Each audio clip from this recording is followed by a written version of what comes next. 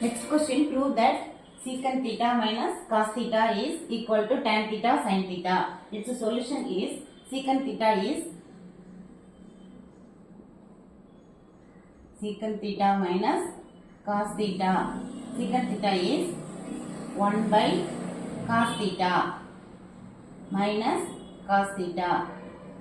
In cross multiplication, 1 minus cos theta by 1 minus cos squared theta by cos theta is equal to 1 minus cos squared theta is sin squared theta